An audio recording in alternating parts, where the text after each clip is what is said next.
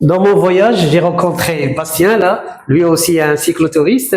Effectivement. Voilà, j'étais content de le rencontrer, là. On s'est rencontrés dans le désert, en plein désert. Dans le désert, en plein désert, grâce à un motard. Exactement. Grâce à un motard. Il t'a parlé de moi aussi, là. Non, parce que moi je l'ai vu avant toi. Ouais. Et je pense qu'en te doublant, il s'est arrêté. Voilà, exactement. Il m'a dit qu'il y a quelqu'un derrière toi.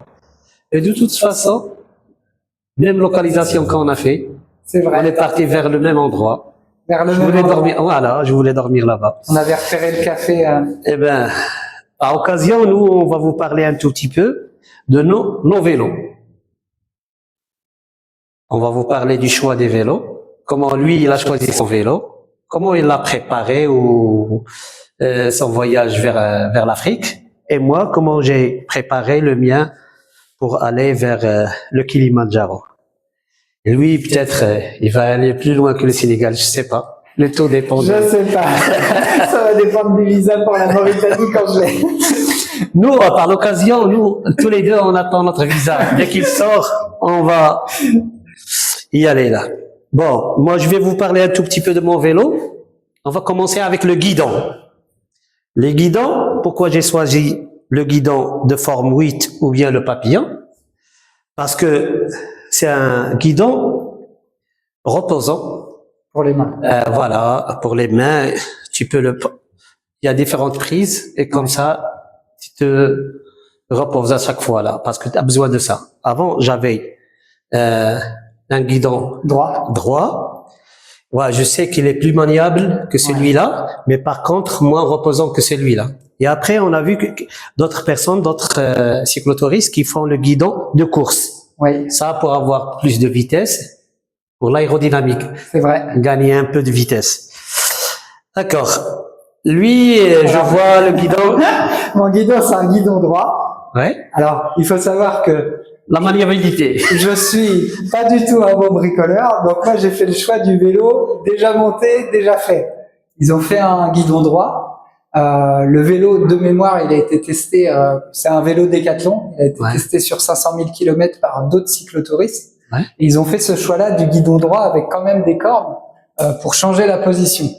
Après, il faut savoir que au niveau de mes doigts, j'ai envie de dire je suis parti de Séville, donc de l'Espagne jusqu'à Rabat, j'avais des engourdissements dans les mains, donc je sentais plus mes deux derniers doigts de la main. Ouais. Donc je pense que ton guidon est beaucoup mieux que le mien.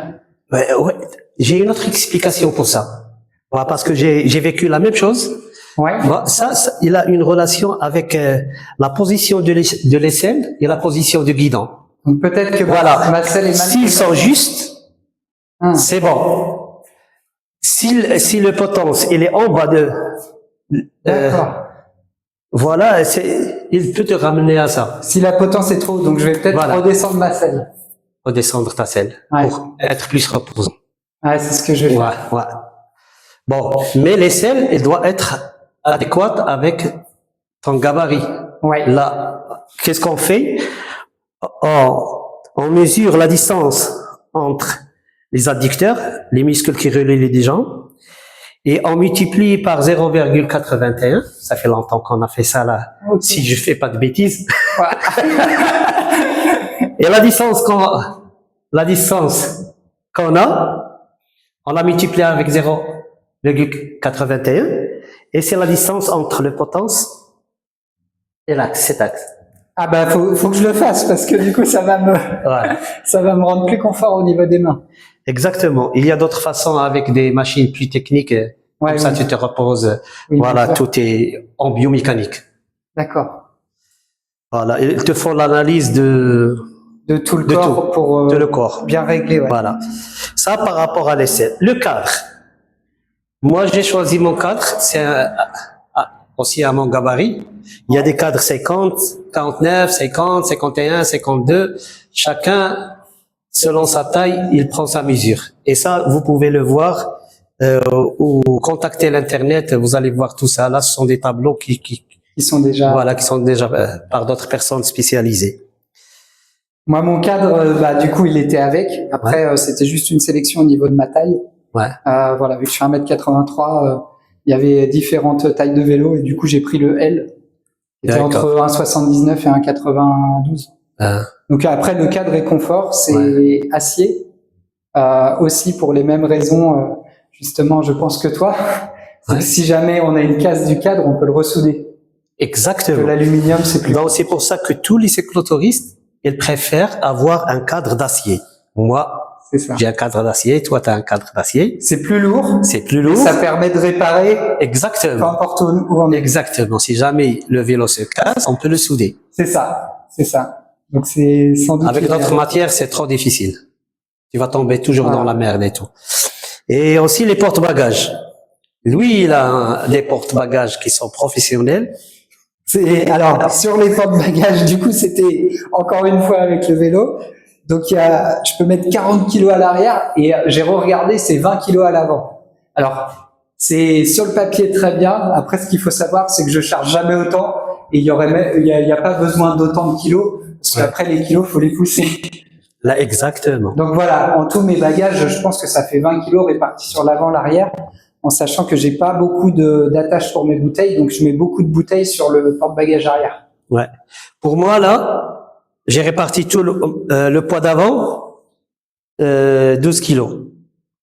Et là, 20 kilos. Ouais. Donc, c'est juste par rapport au porte-bagages.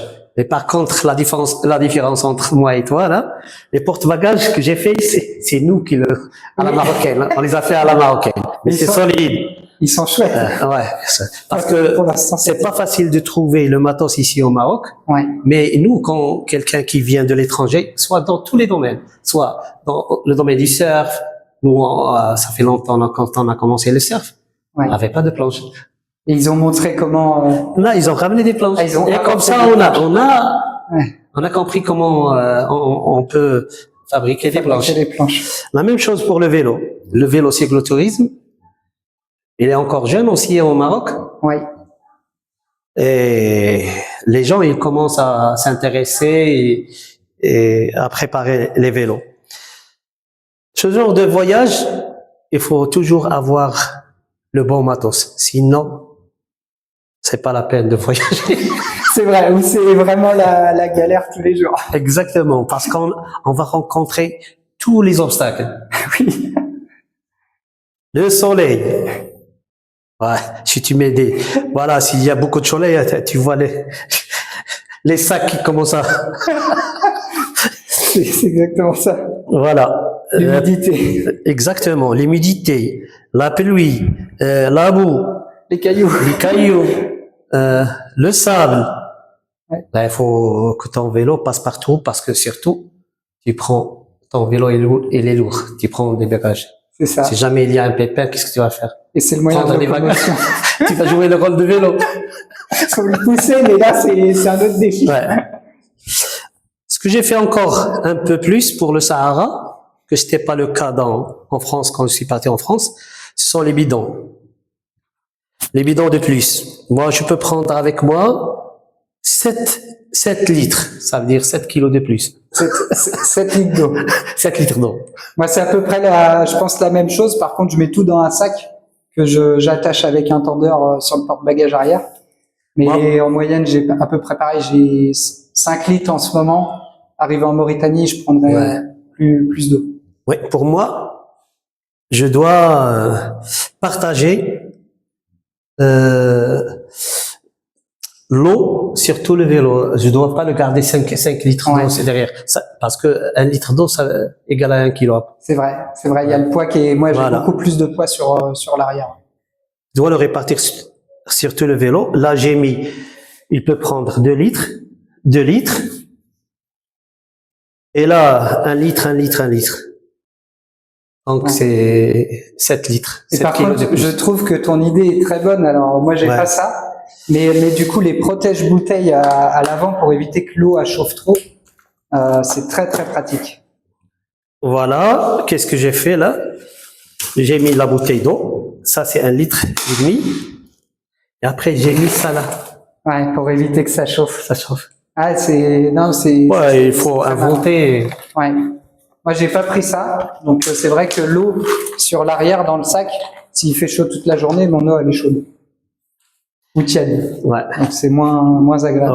Heureusement, j'ai pensé à ça avant de sortir parce que j'ai déjà fait 1500 kilomètres avant de commencer mon périple. Oui. Et c'est là que j'ai commencé à comprendre le désert, ça n'a rien à voir avec les tours qu'on a déjà fait au Maroc. C'est sûr, c'est sûr. Ça n'a rien à voir. Et pas de faute. Et vigilance. Et ici, alors je sais pas si tu as vu aussi le panneau, mais du coup il y a un jour, moi j'ai vu un panneau, c'était marqué prochaine station service à 160 km. Donc voilà, faut pas faire de bêtises non plus, notamment avec l'eau. Exactement. Parce qu'on peut vite, s'il n'y a pas trop de voitures qui passent ou si personne s'arrête, on peut vite être dans la galère et avoir soif. Exactement, t'as raison. Et encore sur les vélos, là, t'as deux. Alors oui, j'ai fixé 2 rétroviseurs.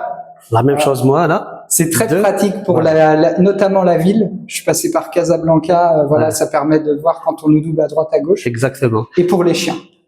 Exactement. Ça, pour moi, là, pour les sacs que j'ai, ils peuvent tomber à n'importe quel moment. Pour vérifier. Voilà. Je les fixe vers les sacs. Et celle-là, pour la route. Ouais. Et après, quand on rentre dans des endroits, là, c'est anglais, je change la position. D'accord. Parce qu'il y a pas mal de cyclotouristes qui ont perdu leur bagage sans qu'ils se rendent compte. Sans qu'ils s'en rendent compte. Dans des endroits là où il y a des secousses. Ouais. Et surtout, les endroits là où il y a les tôles ondulées. Et je vais faire attention parce que c'est vrai que moi, je roule souvent avec du coup des boules caisses pour le vent, pour le bruit. Et parfois, j'ai la musique aussi avec un casque audio. Ah ouais. Et c'est vrai que j'entends pas toujours beaucoup. Donc, si j'ai un sac qui tombe. Ouais. Bon, ce sont des fautes qu'on a commises avant et qu'on on a trouvé des solutions pour. Bon, après, tu as besoin de ça aussi. Tu l'as aussi, là? J'ai la sonnette, elle est moins grosse, mais ah ouais, après j'ai mis, voilà. Ouais. La lampe. Ah, ça c'est super. Ça c'est super, c'est mon regret parce que c'est vrai qu'en ville d'avoir ça, c'est super pratique. Mais j'utilise pas les klaxons. Je suis anti-klaxon. Moi, j'essaie d'éviter, après je pars tranquille. Même en voiture, je fais. Ouais, j'ai jamais eu besoin là pour l'instant, mais 0,0001% j'utilise le klaxon, sauf dans les cas extrêmes. Vraiment si la voiture se décale. Ouais. Et quoi encore? Là, ça, pour remettre la caméra, comme ça quand tu conduis, tu peux filmer tout ce que. Alors moi c'est mon regret. Sur la route. C'est mon regret de pas avoir pris de caméra et de fixation pour caméra parce que du coup moi j'ai que mon portable qui est pas super qualité, donc c'est à la main, mais c'est beaucoup moins pratique que toi. Des cadenas. Toi aussi tu as un cadenas. Ouais. Ça c'est important aussi. J'ai un cadenas et puis j'ai un bloc disque de moto, voilà, qui sonne si on bouge mon vélo. Il y a un détecteur de mouvement, donc ça sonne. Alors c'est pratique. Par contre, exemple d'hier, un chien qui touche mon vélo, le pneu il bouge, bah ça m'a réveillé à 2h30 du matin. C'est vrai. Et la raison, parce que moi personnellement, avant que je le rencontre, j'étais attaqué 26 fois par les chiens. J'ai trouvé la solution, mais pas toujours. Rien n'est garanti. Moi, j'ai utilisé l'eau. Je m'arrête. Et je fais semblant que je prends une pierre et après ils partent. Je prends, voilà, j'ai ramené un bâton télescopique, celle des montagnes aussi. Je mets la main en haut, après ils partent. Ouais. Toutes les solutions que j'ai, mais rien n'est garanti. Par contre, il y a d'autres solutions, d'autres trucs qui sont pas autorisés au Maroc. Qui sont pas autorisés au Maroc. Des chocs électriques comme ça pour les chiens. Et quoi encore? Ouais, je pense au niveau des pneus. Les pneus, j'ai choisi moi le choix et des pneus Mud parce que il y en a d'autres pour la route qui sont top et qui peuvent ça ce sont les Schwab marathon. Ouais. C'est ça? Donc, c'est les je tiens vois sont- qu'on voilà. on a exactement les mêmes pneus. Ouais, mais Moi, différents. ils sont plus petits. Voilà, au niveau de la exactement. taille. Ça, chez Schwab, marathon, je pense. Ouais, c'est C'est Schwabel Marathon Tour Plus. Tour plus, exactement. Donc, je pense qu'ils sont un peu plus fins. conseillés pour, C'est ça.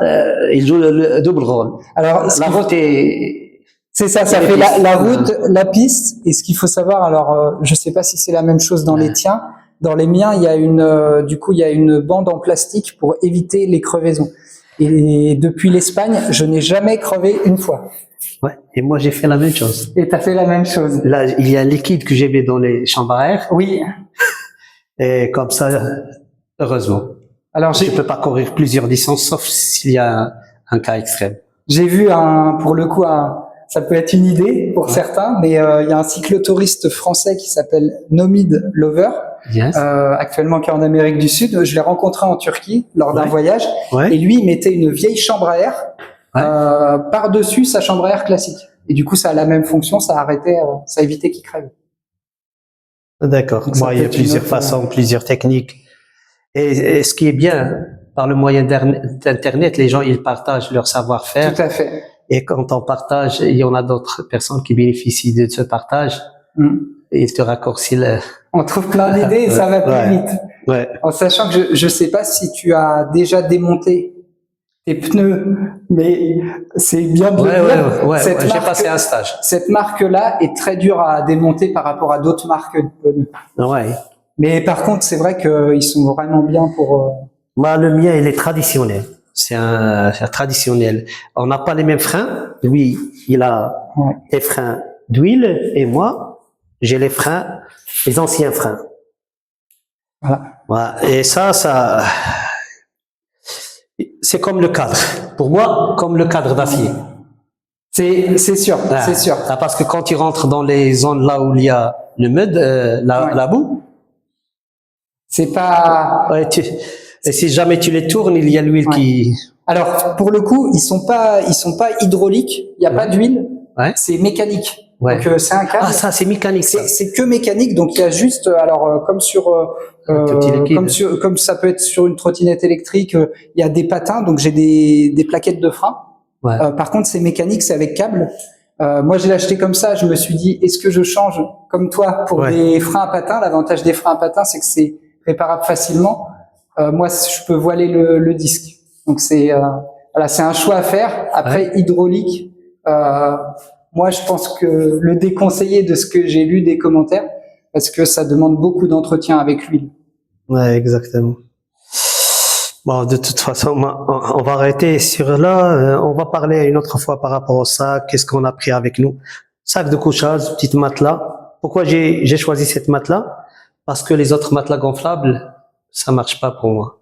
Ouais. Chaque fois, je fais des bêtises avec. C'est Il y a vrai des que c'est- épines qui... C'est le risque. C'est le risque que Voilà. ça perce. Donc là, je dors bien avec ces... Ouais.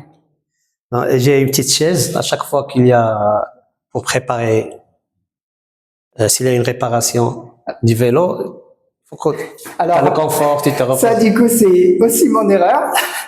Parce qu'en plus, le cyclotouriste dont je parlais me l'avait Ouais. dit. Il a amené un petit siège et, Ça c'est important. et j'en ai pas pris. Et même sur le bord de la route, pour une pause, bah, c'est vrai que moi, je suis obligé de mettre, voilà, un drap ou un petit, ou mon gilet fluo pour m'asseoir. Et c'est pas agréable de s'asseoir sur le dur. C'est beaucoup mieux sur un petit trépied. Ouais. Donc, ouais, c'est une bonne idée. Et voilà, elle a une tente. J'ai ramené une tente avec moi parce que la majorité du temps, un cyclotouriste et beaucoup de camping. C'est ça. Ouais. C'est ça. Ça coûte pas cher. Ça permet de coûte pas cher. rencontrer les locaux. Exactement. Et après, elle te ramène dans des endroits là où Ouais. t'as Voilà. la lune, Et ça permet de les dormir étoiles. Voilà, hors des villes Voilà. et dans des endroits où Exactement. pas beaucoup de monde vont. Donc, Ouais. c'est important en vacances. Je pense qu'on a parlé un peu. Et après, tout ce qui est technique, mécanique, ça, c'est autre chose. Ça, c'est autre chose.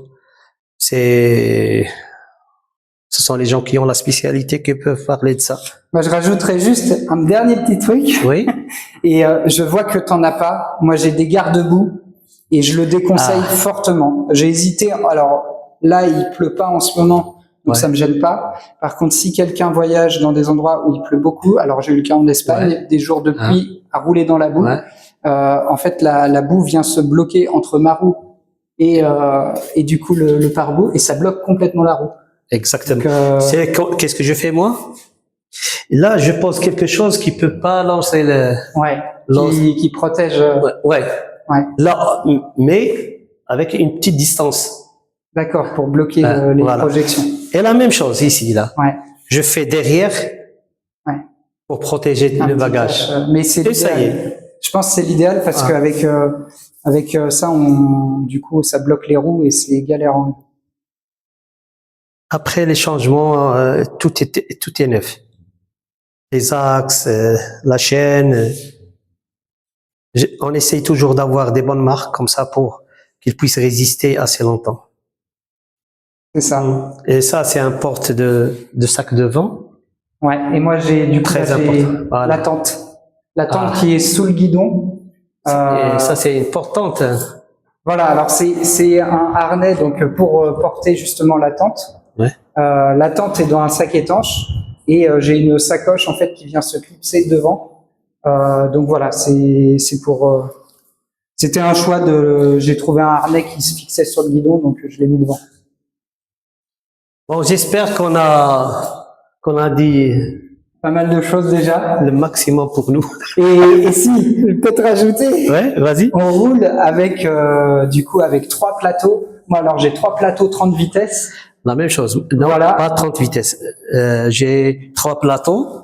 Et après, qu'est-ce que j'ai ici? 1, 2, 3, 4, 5, 6, 7, 8, 9. D'accord. 3 x 9. Et toi? Moi, j'ai 3 x 10. 3 x 10. En sachant que, voilà, certains roulent avec des monoplateaux. Alors, ça permet de jamais dérailler, enfin, dérailler vraiment moins. Mais par contre, moi, je me serais jamais vu le faire avec un monoplateau au vu des montées que j'ai été dans l'Atlas. Faut vraiment être en forme physiquement. Ah, l'Atlas, c'est pas donné à tout le monde. Problème d'altitude, les montées, le froid. Peut-être que tu as tombé sur des... Alors, je suis tombé dans des cols où il y avait de la neige. Où il y avait de la neige, je pensais pas au mois de mars, mais si. C'est pas facile, Mais c'est un charme, c'est un autre charme. C'est ça. Il faut juste garder le sourire, tout va se passer très bien. Et c'est agréable de voir la différence entre la neige, là, maintenant, c'est le sable. Eh bien, merci. De rien. De partager. Avec plaisir, en sachant que voilà, je trouve que c'est vraiment super ce que tu as fait avec ton vélo. Même voilà, de le monter toi-même et de réfléchir à ce que tu mets dessus. Moi, c'est vrai que... Le problème qu'on n'a pas suffisamment de matos ici au Maroc. Mais quand même, on trouve une solution pour qu'on puisse être plus proche du bon matos. Et c'est un très bon moyen aussi de connaître vachement bien son vélo, parce que moi, du coup, je le connais pas beaucoup et je suis pas très bon en mécanique. Moi aussi. Moi, mais il y a une autre personne. D'accord, oui. Que je connais, c'est un ami à moi. Lui, il a la spécialité. Et il a déjà travaillé pour l'équipe de l'Italie, la Libye, comme un mécanico. Et pour le Maroc aussi. Lui, il est très bon. Je le dis souvent, il est docteur en mécanique. En mécanique. Mon ami, ravi de te connaître. Oui, merci de ce partage. Il n'y a pas de problème. Et à la prochaine. À la prochaine.